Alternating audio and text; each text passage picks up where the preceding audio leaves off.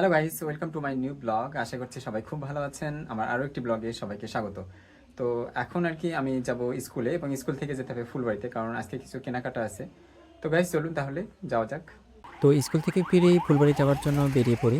লক্ষ্মীপুরে এসে একটি অটোতে করে ফুলবাড়ির উদ্দেশ্যে রওনা দিই এবং কিছুক্ষণের মধ্যে ফুলবাড়িতে পৌঁছেও যাই। ফুলবাড়িতে পৌঁছে প্রথমে কলেজ লাইব্রেরিতে গিয়েছিলাম আমার একটি বই নেওয়ার জন্য। তো বই নিয়ে আমি তারপর কালীবাড়িতে যাই খরচগুলো করার জন্য। প্রথমে নিয়েছিলাম মুরগি। বাড়িতে যেহেতু বাবা আর আমি শুধু মুরগি খাই, তাই মাত্র হাফ কেজি মুরগি নিয়েছিলাম। আর মুরগিটা আমি ওখানে কেটে নিয়েছিলাম। যাই হোক, মুরগি নেওয়ার পর গিয়েছিলাম ডিম কেনার জন্য সজীবের দোকানে। আমি বরাবর আর কি সজীবের ওখান থেকেই ডিমগুলো নেই। তারপর বাড়িতে যেহেতু পেঁয়াজ ফুরিয়ে গিয়েছিল, মা একটু পেঁয়াজ নিতে বলেছিল, তাই আমি 1.5 কেজি পেঁয়াজ নিয়ে একটু ছোলাবুট নিয়েছিলাম। তারপর হাফ কেজি খেজুর নিয়ে তাড়াতাড়ি বাড়ির উদ্দেশ্যে রওনা দিই। যেহেতু দেবাশিস এদিকে বারবার ফোন করছিল, আর কি যেন একটা কাজ আছে, এই জন্য বাড়িতে তাড়াতাড়ি যেতে বলছে। আমি আসলে কখনোই নিয়মিত বাজার করি না। বাবাই বাড়ির সব বাজার করেন। তবে মাঝে, মাঝে বাজার করতে কিন্তু বেশ ভালোই লাগে।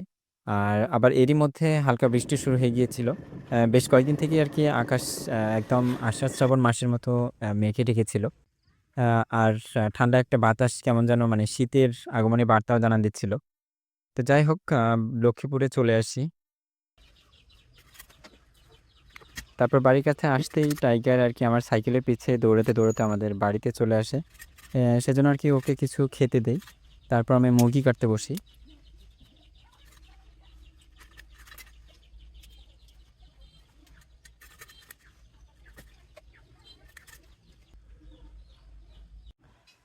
তো গাইস, বাজার থেকে এসে মুরগি টুরগি কেটে আর কি আমার সব কাজ কমপ্লিট করলাম। এখন একটু পরে আর কি আমাকে টিউশনিতে যেতে হবে। তো আশা করছি আজকের ব্লগটি আপনাদের ভালো লেগেছে। ভিডিও ভালো লাগলে চ্যানেলটি সাবস্ক্রাইব করে দিবেন, ভিডিওতে লাইক করে দিবেন, কমেন্ট করে দিবেন। দেখা হচ্ছে পরবর্তী ব্লগে। সে পর্যন্ত সবাই ভালো থাকবেন, সুস্থ থাকবেন।